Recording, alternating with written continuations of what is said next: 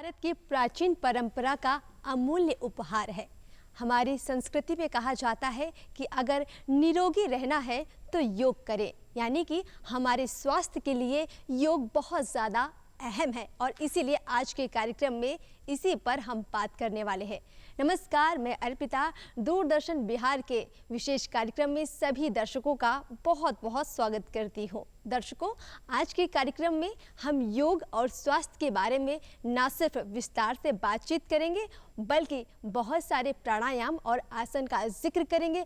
कैसे आपको करना है, इनका लाभ आपको कैसे मिलेगा और इनको आप आसानी से अपने जीवन में कैसे अपना सकते हैं, इसको लेकर भी इस कार्यक्रम में हम बताने वाले हैं। इसके लिए स्टूडियो में हमारे साथ दो विशेष मेहमान मौजूद हैं। आपका उनसे परिचय करवाते हैं। हमारे साथ है डॉक्टर प्रभाकर देवराज जी।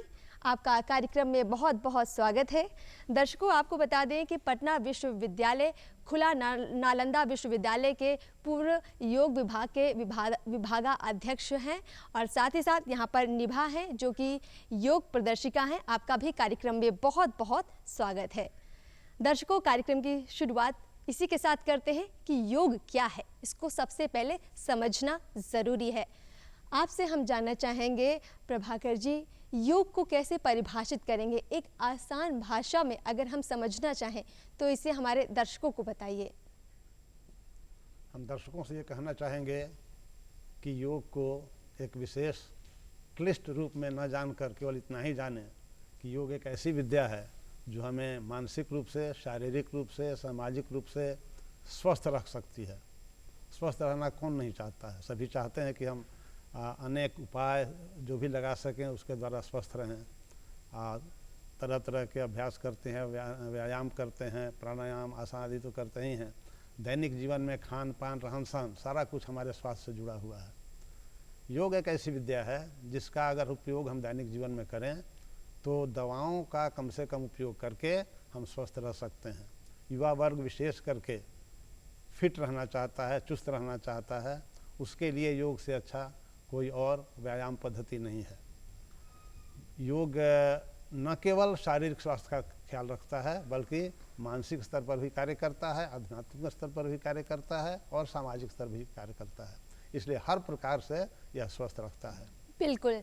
तो दर्शकों, आप सभी जानते हैं कि 21 जून को अंतर्राष्ट्रीय योग दिवस 2015 से लगातार मनाया जा रहा है और समझिए ये इतना ज़्यादा महत्वपूर्ण है कि केवल भारत में नहीं, विश्व के लगभग सभी देशों में योग किया जाता है और लोग ज़्यादा से ज़्यादा इसमें सम्मिलित हो रहे हैं। वजह है कि योग से हमारा जीवन स्वस्थ हो रहा है। तो चलिए जानते हैं प्रभाकर जी से, जैसे आपने हमें बताया कि युवाओं के लिए, वयस्कों के लिए, सभी के लिए ये महत्वपूर्ण है। तो सबसे पहले युवाओं पर बात कर लेते हैं। आज का हमारा आधुनिक जीवन है, पढ़ाई का प्रेशर है, काम का प्रेशर है, तो ऐसे में युवाओं को आप क्या सजेशन देंगे, उन्हें क्या बताएंगे, किस प्रकार के योग करें, किस प्रकार का प्राणायाम, आसन, ध्यान करें कि उनका पढ़ाई में भी मन लगे और स्वास्थ्य भी ठीक रहे? युवा वर्ग को चाहिए कि वह अपने दैनिक जीवन में योग के एक कार्यक्रम को, एक छोटे से पैकेज को स्थान दे। वह नियमित रूप से, जिसे हम कहते हैं रिलीजियसली, वह रोज़ करे। जैसे वह रोज़ बाथरूम जाता है, ब्रश करता है, उस तरह से उसको शामिल करे और सुबह सुबह जब भी उठता है तो नित्य शौच से निवृत्त हो करके पहले योग को कर ले। और इसमें अधिक से अधिक उसे आधा घंटा से 40 मिनट का समय देने की आवश्यकता है। मैं पैकेज क्या होगा उसके बारे में बताऊंगा, उसका प्रदर्शन भी यहाँ किया जाएगा और इसको वह रोज़ शामिल करे तो न केवल शारीरिक रूप से बल्कि मानसिक रूप से भी अपने को बहुत अधिक सक्षम बना सकता है। बिल्कुल। तो दर्शकों, हम आपके सामने कुछ आसन और योग के तमाम पद्धतियां प्रदर्शित करेंगे, लेकिन उससे पहले हमने आपके लिए कुछ महत्वपूर्ण झलकियां इकट्ठा की हैं। चलिए आपको दिखाते हैं।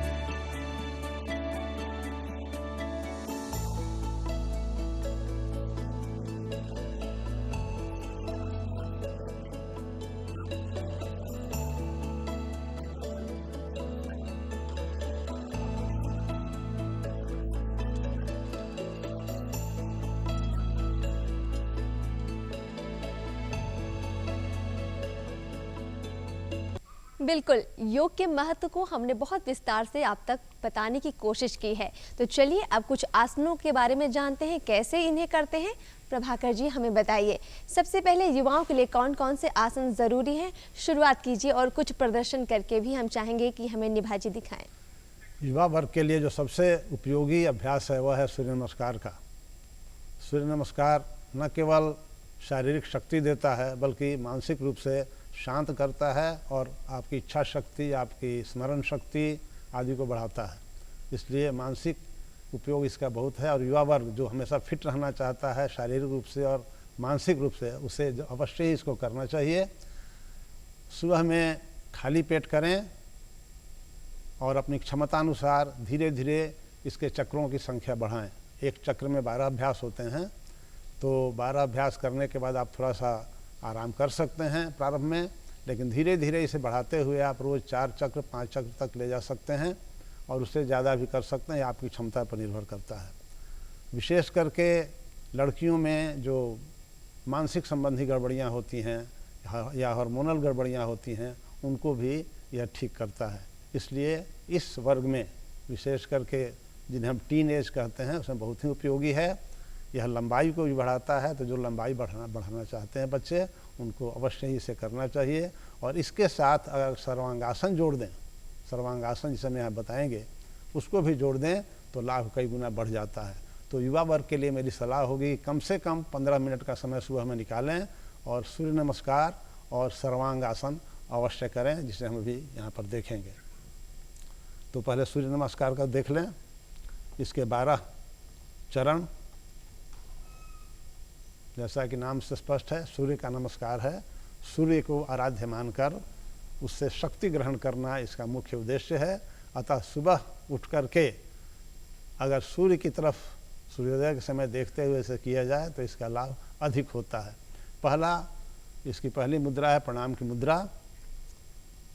उसके बाद हाथ को ऊपर ले जाएंगे, हस्त उत्तान आसन,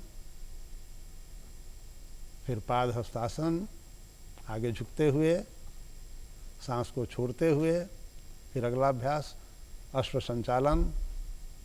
अभ्यासों को आप देखें, नाम न भी जाने तो कोई बात नहीं है। उसके बाद फिर दोनों पैर पीछे, पर्वतासन। इसके बाद अष्टांग नमस्कार, भुजंगासन। एक के बाद एक करते जाना है बिना रुके हुए। फिर दोहराते हैं उन्हीं आसनों को, पर्वतासन, फिर एक पैर आगे अश्व संचालन, फिर दोनों पैर आगे, फिर हाथों को ऊपर ले जाना और फिर आगे लाना प्रणाम की मुद्रा में। तो ये आधा चक्र पूरा होता है, जिसे बारी बारी से दोनों पैरों से करते हैं। अर्थात एक बार दाहिना पैर आगे होगा, फिर दूसरी बार में बायां पैर आगे होगा। तो इस प्रकार 24 अभ्यास मिलकर के एक चक्र बनाते हैं। इसके बाद थोड़ा सा शवासन कर लें, आराम की मुद्रा है। लेट जाएंगे, हथेलियां ऊपर की ओर, आकाश की ओर, दोनों पैरों में थोड़ी दूरी, आंखें बंद, शरीर बिल्कुल शिथिल। और इस तरह लेटे हुए ही मन को बिल्कुल शांत करेंगे। मन भटके नहीं, बिल्कुल शांत। और मन को भटकने से रोकने के लिए अच्छा है कि श्वास पर ध्यान करें। श्वास अंदर जा रही है, श्वास बाहर आ रही है। हर श्वास के साथ नाभि ऊपर जाती है, नाभि नीचे गिरती है। इसकी गणना करें।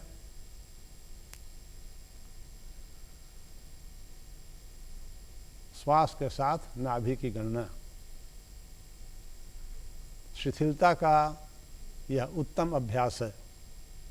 इसे किसी भी वर्क प्लेस में, ऑफिसेज में आप जब तनावग्रस्त हो जाएं, ज़्यादा थक जाएं, तो किसी भी स्थान पर लेट करके इसका अभ्यास कर सकते हैं।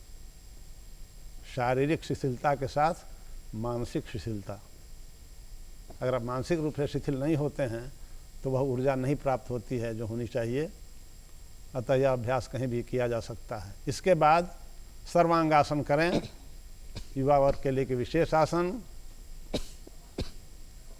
जिसमें लंबाई को बढ़ाने की क्षमता है। देखिए, पैरों को पहले सीधा रखना, फिर ऊपर की ओर पैर रहेंगे, दोनों हाथों से कमर को आधार प्रदान किया गया है।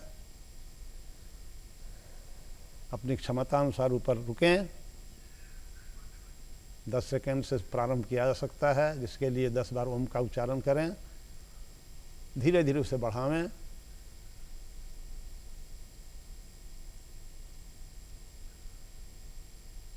और लगभग 30 सेकंड करने के बाद फिर वापस आ जाएं। पैरों को सिर की तरफ ले जाना है।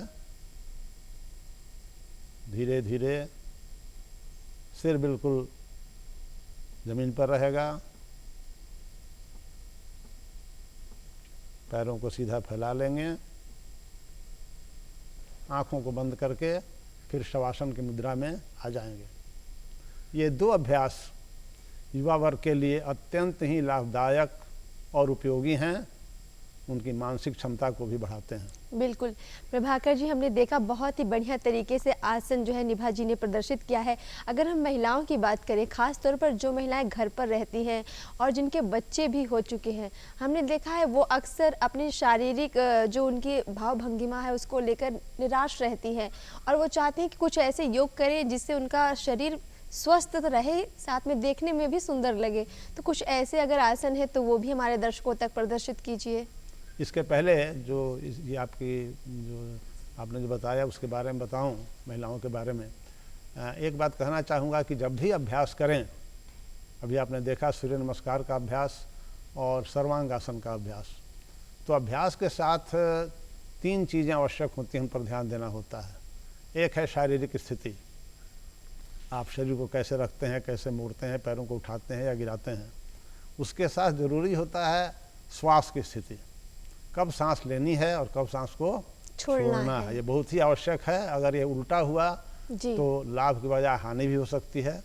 तो हर अभ्यास के साथ ही यह अवश्य जान लें कि कब हमें सांस को लेना है, कब सांस को छोड़ना है। श्वासों के साथ योग की क्रियाएं, अगर इसका सही मेल है तभी इसका लाभ मिलेगा जी। ये आवश्यक है और हर अभ्यास के साथ इसका ध्यान रखा जाना चाहिए। तो श्वास की भी 3 स्थितियाँ होती हैं। सांस लेना पूरक कहलाता है, सांस छोड़ना रेचक कहलाता है और सांस को रोकना कुंभक कहलाता है। तो हर अभ्यास के साथ यह बताया जाता है, बताया गया है। अगर आप पुस्तकों में जाएं, कहीं उसके बारे में पढ़ें तो स्पष्ट आपको लिखा मिलेगा कि कहाँ पूरक करना है, कहाँ रेचक करना है, कहाँ कुंभक करना है। सूर्य नमस्कार के बारे में मैं दोहराना चाहूँगा, या फिर से इसको दिखाओ कि देखिए एक उदाहरण है कैसे सांस लेना और छोड़ना है, तभी सूर्य नमस्कार का पूरा लाभ मिलेगा आपको। सामने प्रणाम की मुद्रा, इस स्थिति में आप सामान्य श्वसन लेंगे। फिर हाथ उठाते समय जब ऊपर जाते हैं हाथ को लेकर के, तो सांस लेनी है। जब भी छाती फैलती है या पीछे की ओर मुड़ती है तो सांस को लेना है, अर्थात पूरक करना है। नीचे झुकेंगे सांस छोड़ते हुए। फिर अगला अभ्यास सांस लेते हुए अश्व संचालन, हाँ। फिर सांस छोड़ते हुए पर्वतासन, फिर सांस लेते हुए अष्टांग नमस्कार। इसमें सांस को रोकना है, ये जानना है। फिर सांस लेते हुए भुजंगासन, फिर सांस छोड़ते हुए पर्वतासन, फिर सांस लेते हुए अश्व संचालन, फिर सांस छोड़ते हुए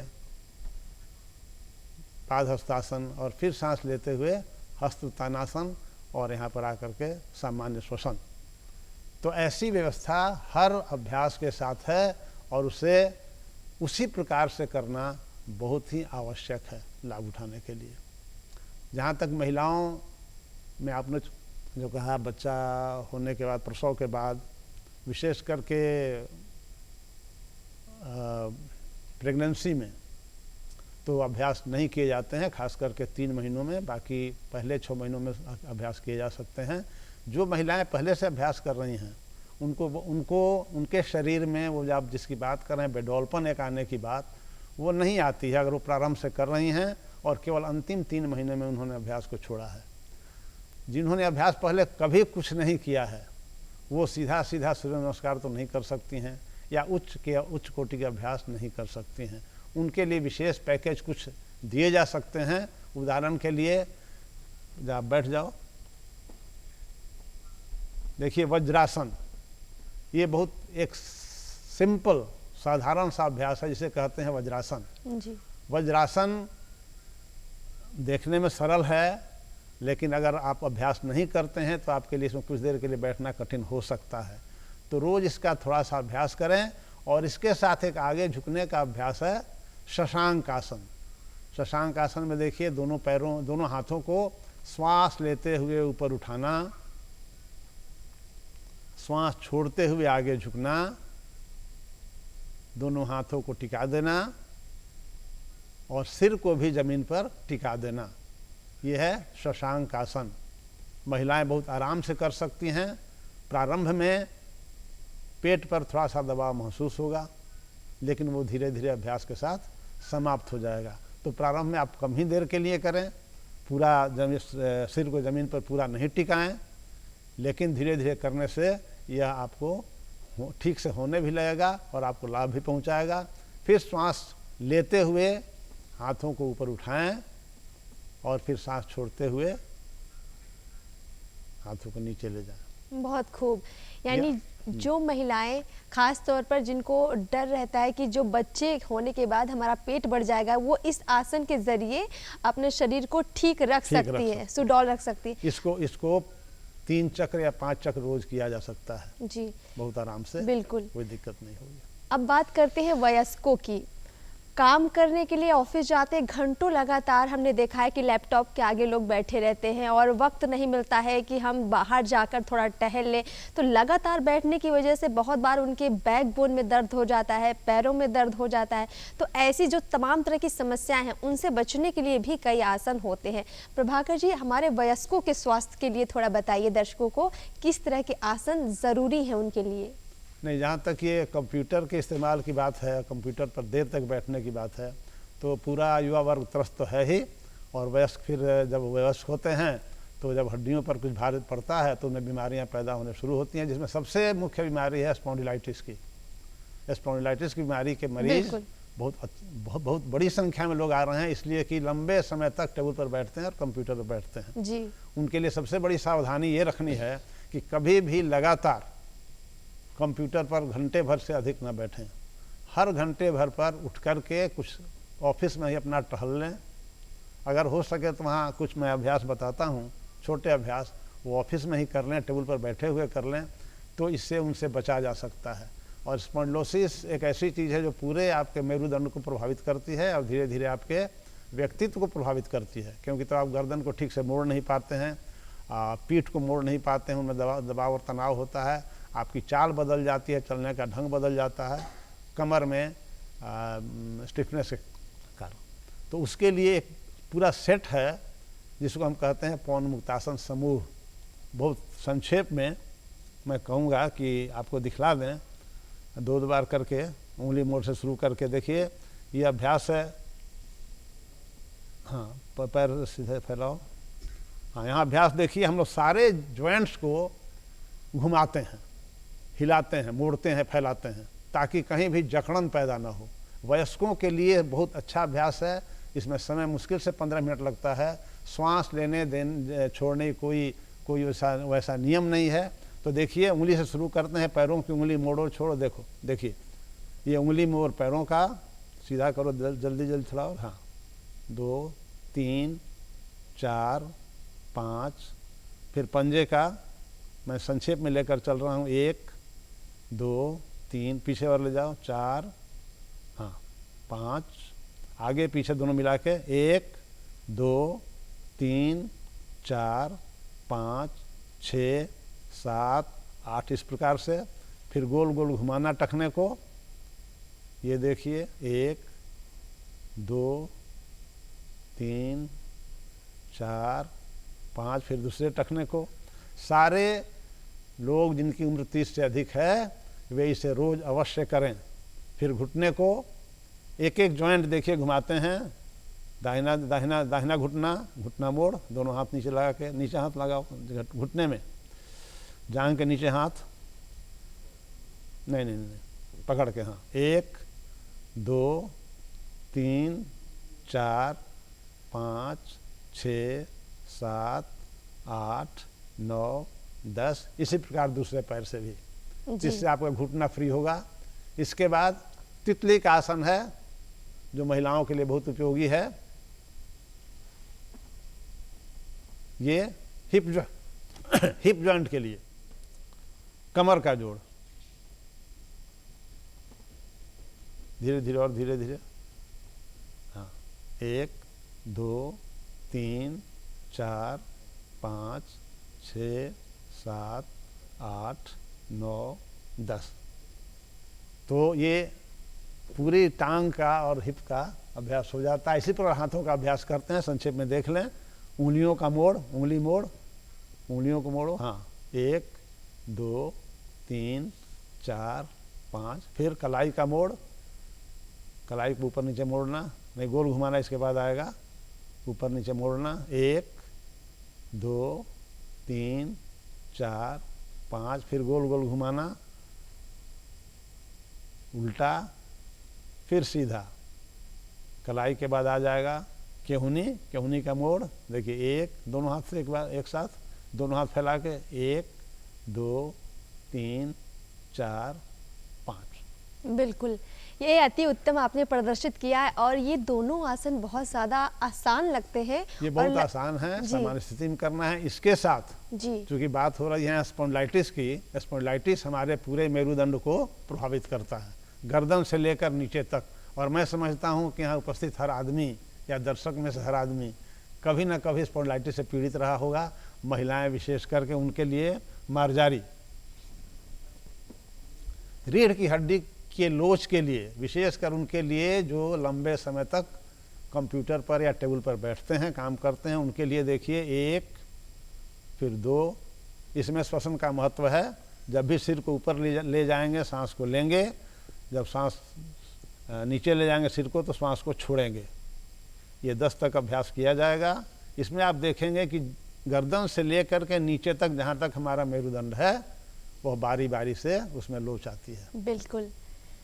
अब हम चाहेंगे, हमारे पास समय थोड़ा कम है, तो हमारे वरिष्ठ नागरिकों के लिए भी आप कुछ प्राणायाम भी बताएं, क्योंकि सुबह शाम के वक्त बहुत कम समय होता है लोगों के पास, और ऐसे कम समय में प्राणायाम कैसे हमें ऊर्जा देता है, हमें स्वस्थ रखता है, इसको बताएं दर्शकों को।